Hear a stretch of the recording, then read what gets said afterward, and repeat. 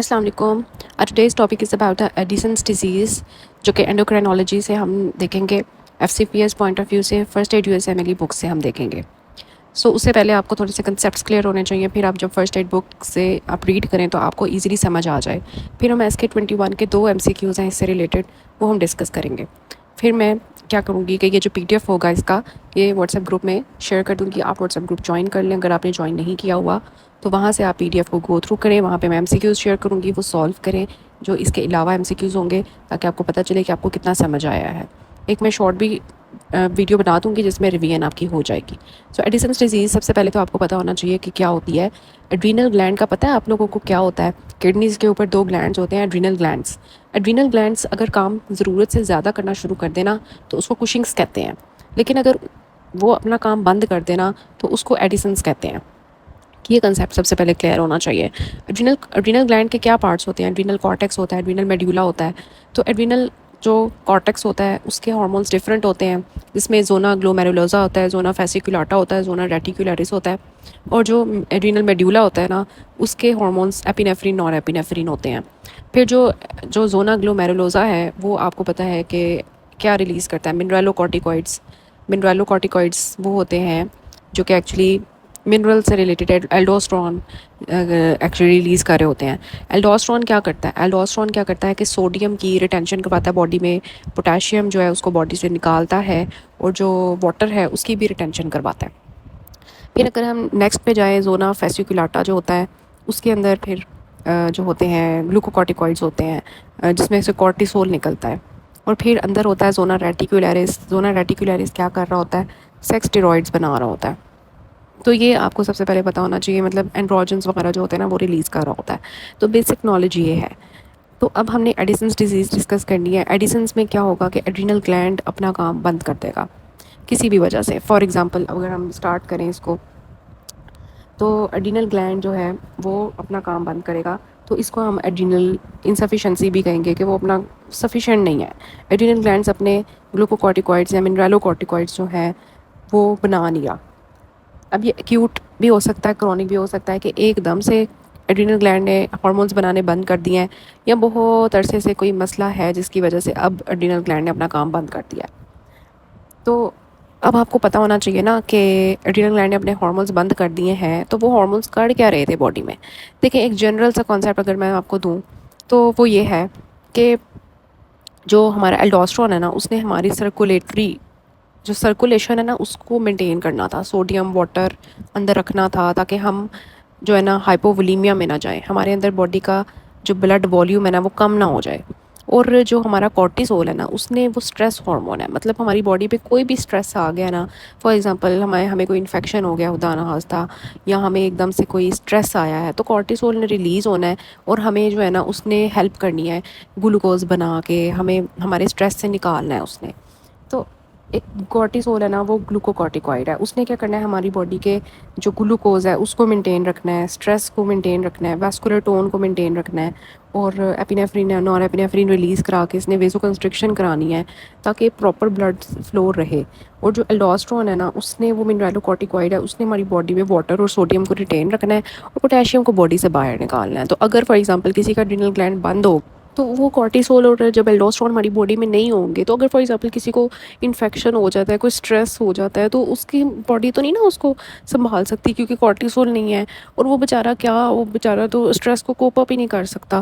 फिर वो एल्डोस्ट्रॉन नहीं है उसके पास, तो उस तरह से सर्कुलेशन को बैलेंस नहीं रख सकता, जिसकी वजह से ना उसको हाइपोटेंशन हो जाएगी, बीपी उसका ड्रॉप कर जाएगा, बेचारा बेहोश हो जाएगा।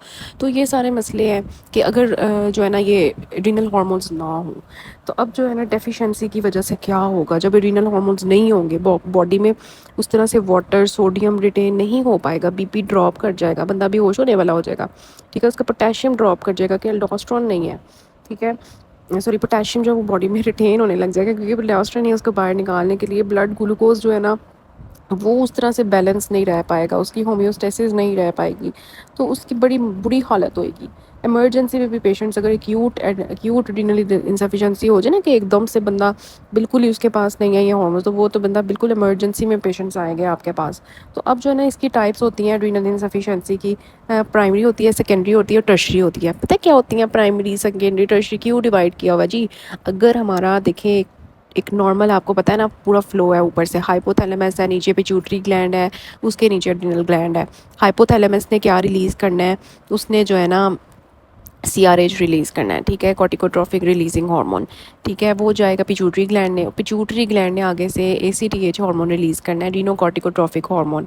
साथ में वो जो है ना मेलानोसाइट स्टिमुलेटिंग हार्मोन भी रिलीज़ कर रहा होता है। और फिर जो है ना आगे से पिट्यूटरी ग्लैंड के एड्रिनल ग्लैंड होगा, और एड्रिनल ग्लैंड क्या रिलीज़ करेगा, वो रिलीज़ कर देगा कॉर्टिसोल, ठीक है, एल्डोस्ट्रॉन। लेकिन एक बात याद रखनी है कि जो एड्रिनल ग्लैंड है ना वो सिर्फ इसके ऊपर नहीं डिपेंड करता, एल्डोस्ट्रॉन जो है ना वो सिर्फ इसके ऊपर नहीं डिपेंड करता कि हाइपोथैलेमस या पिट्यूटरी से आएगा सिग्नल तो फिर ही एल्डोस्ट्रॉन ने रिलीज़ होना है।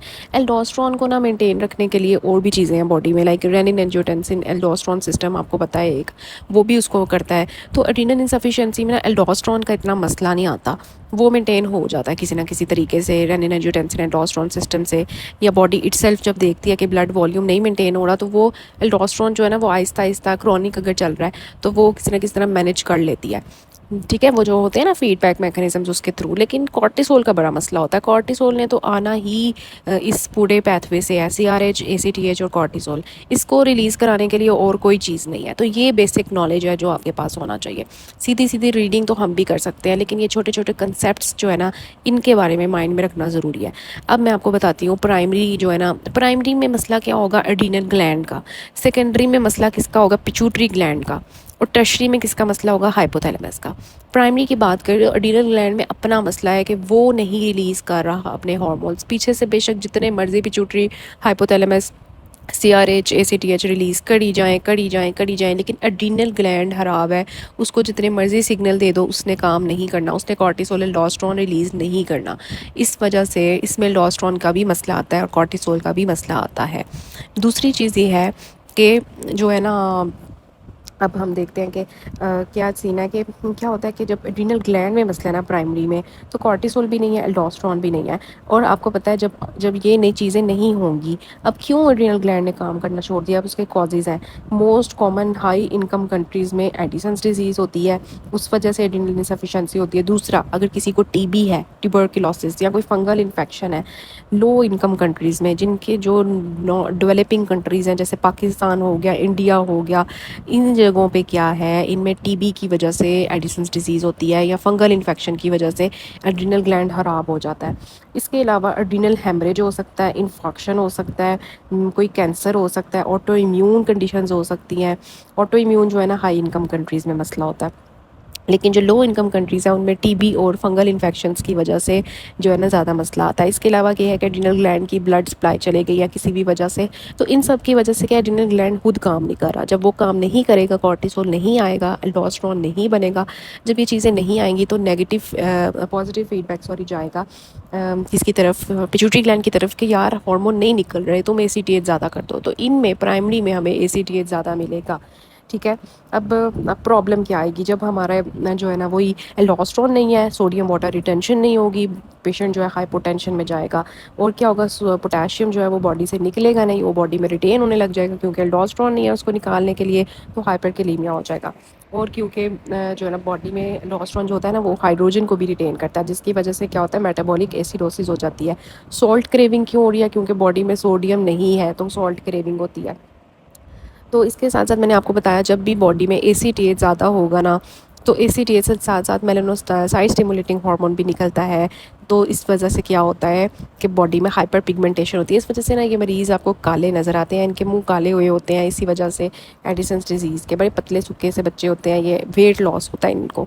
वेट लॉस क्यों होता है, वेट लॉस होता है, मैं आपको बताती हूँ। देखिए, वेट लॉस है कि पेशेंट बीमार है, जब भी कोई पेशेंट बीमार होगा वो उसको नौजिया होगा, उसका खाने को दिल नहीं करेगा वैसे ही, और ऊपर से उसकी बॉडी में ये हार्मोन्स ही नहीं काम करे तो उसका वेट लॉस होने लग जाएगा। अब सेकेंडरी की बात करते हैं। सेकेंडरी में क्या होता है, पिट्यूटरी ग्लैंड का मसला होता है कि पिट्यूटरी ग्लैंड जो है ना वो ACTH रिलीज़ नहीं कर रहा। ACTH नहीं आएगा तो बॉडी से जो एड्रिनल ग्लैंड है वो ना तो कॉर्टिसोल रिलीज़ करेगा, लेकिन एल्डोस्ट्रॉन जो है ना, जैसा कि मैंने आपको बताया, उस पर इतना इफेक्ट नहीं आएगा क्योंकि वो रेनिन उसको रिलीज़ करवा देता है, ठीक है। तो इस वजह से अब सेकेंडरी में क्या होता है, पिट्यूटरी में प्रॉब्लम है, कॉर्टिसोल तो इसमें कम होगा, लेकिन एल्डोस्टेरोन जो है ना वो रेनिन एंजियोटेंसिन एल्डोस्टेरोन सिस्टम की वजह से नॉर्मल होगा। एसीटीएच हमें इसमें कम मिलेगा। पिट्यूटरी ग्लैंड का खराब होगा, फॉर एग्जांपल पिट्यूटरी ग्लैंड की सर्जरी हुई है या पिट्यूटरी ग्लैंड का कोई भी एडिनोमा कैंसर था, पिट्यूटरी जैसे शीहान सिंड्रोम का आपको पता है कि फीमेल्स जो है वो अगर बच्चा पैदा करें ना तो उनका क्या होता है, ब्लड लॉस की वजह से ना पिट्यूटरी ग्लैंड की ब्लड सप्लाई ख़त्म हो जाती है, जिसकी वजह से वो काम करना छोड़ देता है, तो उसको शीहान सिंड्रोम कहते हैं। और क्या होता है कि क्रेनियोफ्रेंजियोमा होता है, जिसकी वजह से पेशेंट की पिट्यूटरी ग्लैंड जो है वो नहीं काम करता। या बहुत इंपॉर्टेंट चीज़ होती है जी, अगर कोई बंदा स्टेरॉइड्स यूज़ कर रहा है, पता है आप लोगों को, जो बहुत देर से लोग स्टेरॉइड्स यूज़ करते हैं ना, तो उनका क्या होता है कि स्टेरॉइड्स बाहर से जब वो लेंगे ना तो वो क्या करेंगे, स्टेरॉइड क्या है, कॉर्टिसोल ही है ना, ठीक है, तो वो क्या करेगा, वो नेगेटिव फीडबैक भेजेगा एसीटीएच को कि तुम बंद हो जाओ, बॉडी में ऑलरेडी बहुत ज़्यादा स्टेरॉइड्स हैं, तो उस वजह से बहुत ज़्यादा मसला आता है। फिर इसमें ना हाइपर पिगमेंटेशन नहीं होगी, क्योंकि मैंने आपको बताया था जब एसीटीएच निकलता है तब ही एमएसएच निकलता है, तो इसमें तो वैसे ही एसीटीएच नहीं है, तो एमएसएच ने कहाँ से आना है, तो हाइपर पिगमेंटेशन नहीं होगी। तो इसमें हाइपरकैलेमिया भी नहीं होता क्योंकि एल्डोस्टेरोन प्रिजर्व है, तो उस तरह से हाइपोवोलेमिया के साइंस नहीं आते, लेकिन कॉर्टिसोल ना होने के मसले आते हैं इसमें, ठीक है। अब टर्शरी की बात करें तो इसमें हाइपोथैलेमस का मसला। अब हाइपोथैलेमस कैसे ख़राब हो सकता है, कोई ट्यूमर है हाइपोथैलेमस का, या सर्जरी हुई है, यहाँ हेड ट्रॉमा है, रेडिएशंस है, क्रॉनिक कोई सिस्टेमिक इलनेस है जिसकी वजह से क्या हो रहा है, हाइपोथैलेमस सीआरएच रिलीज़ नहीं कर रहा, सीआरएच नहीं होगा तो एसीटीएच नहीं होगा, एसीटीएच नहीं होगा तो एड्रीनल ग्लैंड में से कॉर्टिसोल नहीं निकलेगा, लेकिन एल्डोस्टेरोन निकलेगा क्योंकि वो रेनिन से रिलीज़ हो जाएगा।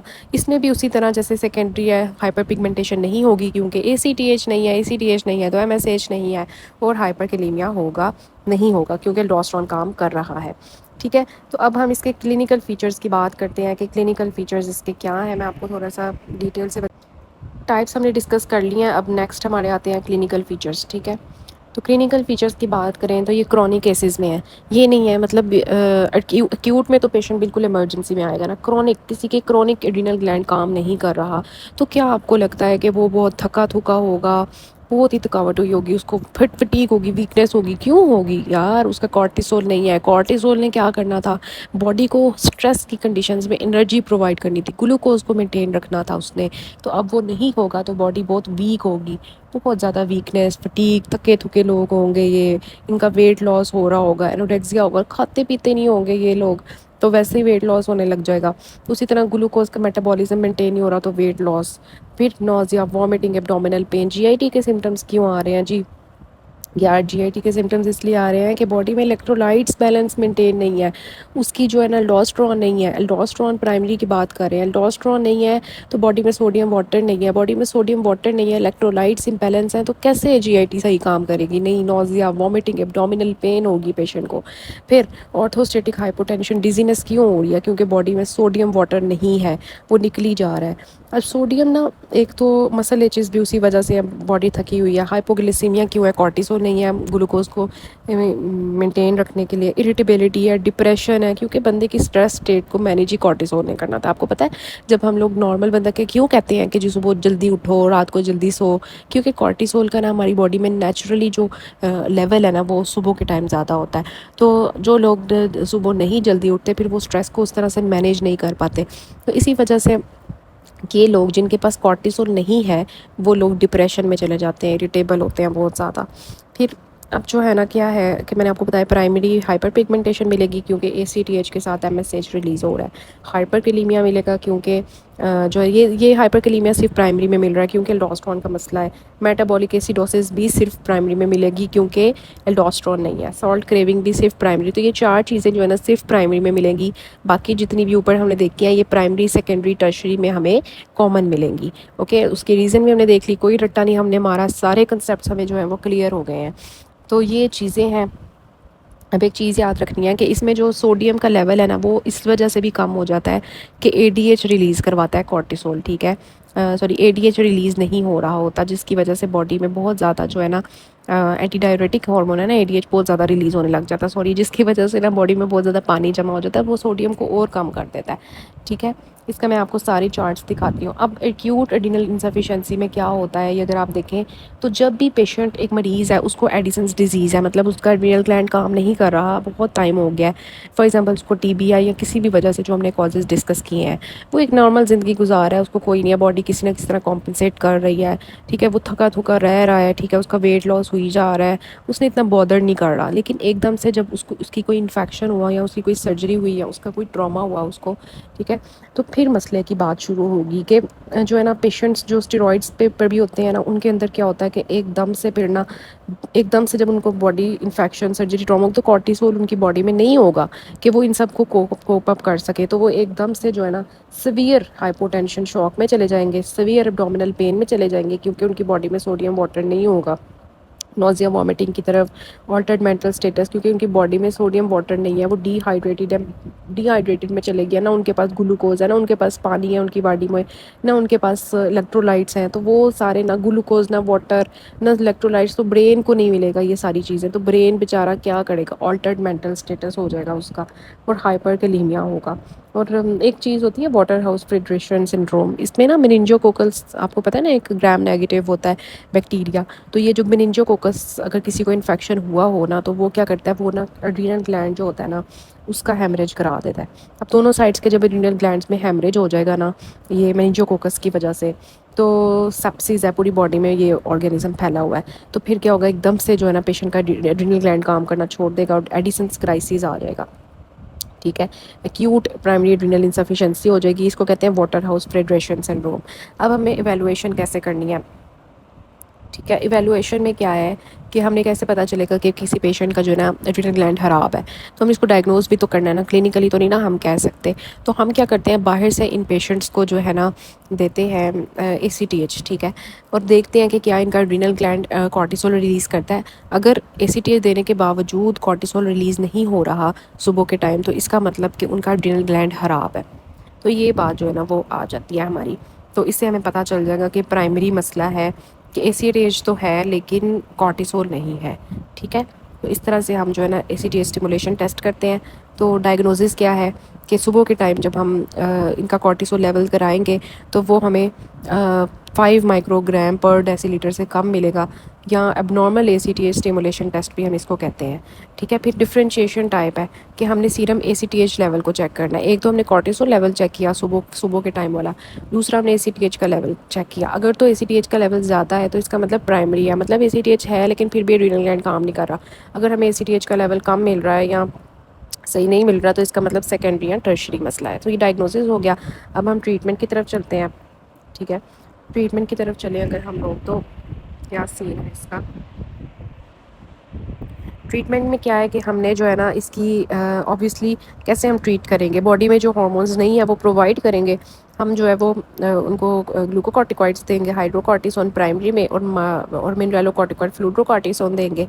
और अगर सेंट्रल मसला है तो सिर्फ हम ग्लूकोकॉर्टिकॉइड्स देंगे, क्योंकि मिनरलोकॉर्टिकॉइड रात से बन जाएगा। ठीक है, उसके बाद अगर फॉर एग्जांपल किसी की कोई एडिसन्स डिजीज़ का मरीज़ है, उसका एड्रिनल ग्लैंड्स ख़राब है, तो हम अगर कोई भी उनको इन्फेक्शन होता है या सर्जरी होती है तो हम उनको बाहर से ग्लूकोकॉर्टिकॉइड्स देंगे। और अगर एड्रिनल क्राइसिस इमरजेंसी पेशेंट आता है तो उसको हम IV देंगे ग्लूकोज, और जो है ना सॉरी उसके हम इलेक्ट्रोलाइट्स बैलेंस मेंटेन रखेंगे, फ्लूइड्स उसको देंगे, और हम उसकी जो भी प्रेसिपिटेटिंग कॉज है उसको रूल आउट करके ट्रीट करेंगे, उसको बाहर से हाइड्रोकॉर्टिसोन देंगे। तो ये इसकी मैनेजमेंट है।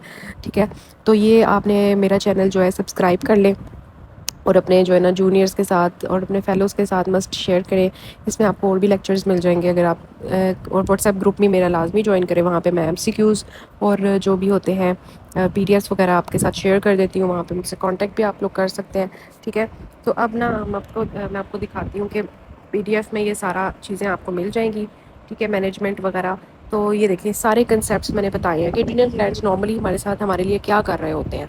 और 2 हार्मोन्स बड़े इंपॉर्टेंट हैं, इनको आपने रीड करना है। फिर आपने देखना है कि जो है ना कॉर्टिसोल हमारे स्ट्रेस में क्या कर रहा होता है, और फिर जो है ना एड्रिनल इंसफिशिएंसी में क्या होता है कि बॉडी नहीं फटीग क्यों हो जाती है, ये लिखा हुआ है। फिर वेट लॉस क्यों होता है, ठीक है, और हाइपोटेंशन क्यों होती है, फिर एल्डोस्टेरोन की वजह से क्या होगा, फिर कॉर्टिसोल की वजह से क्या होगा, ये सारे आपको पीडीएफ जब मिल जाएगा तो आप इसको हाइपोनेट्रीमिया क्यों हो रहा है, ठीक है, हाइपरकैलीमिया क्यों हो रहा है, मेटाबॉलिक एसिडोसिस क्यों हो रही है, हाइपर पिगमेंटेशन क्यों हो रही है, ठीक है।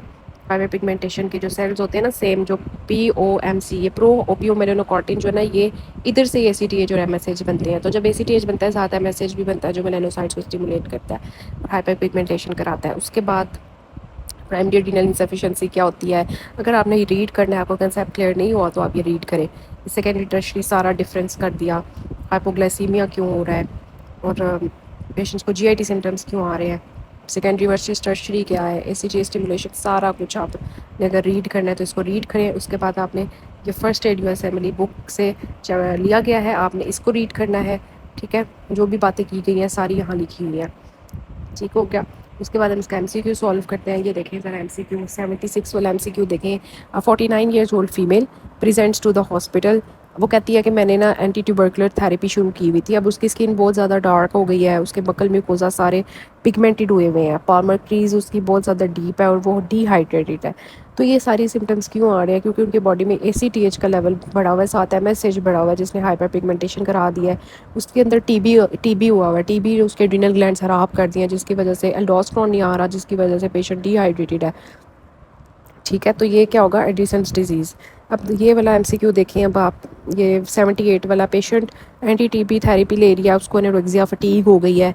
ये क्यों हो रहा है, कॉर्टिसोल नहीं है, स्किन पिगमेंटेड हो गई है, ड्राई माउथ हो गई, कुछ डिहाइड्रेटेड है पेशेंट, ठीक है। उसके पास ACTH जो है वो बहुत ज़्यादा है, मेलानोसाइट्स बहुत ज़्यादा बढ़ जा रहे हैं, कॉर्टिसोल नहीं है, उसके पास एल्डोस्टेरोन नहीं है। तो अब उसको कौन सा इलेक्ट्रोलाइट इम्बैलेंस होगा, ये प्राइमरी रीनल इंसफिशिएंसी है ना। तो दिस इज़ एक्चुअली कि वो TB की वजह से उसके रीनल ग्लैंड्स काम करना छोड़ गए, जिसकी वजह से उसके एल्डोस्टेरोन नहीं बनना, कॉर्टिसोल नहीं आ रहा।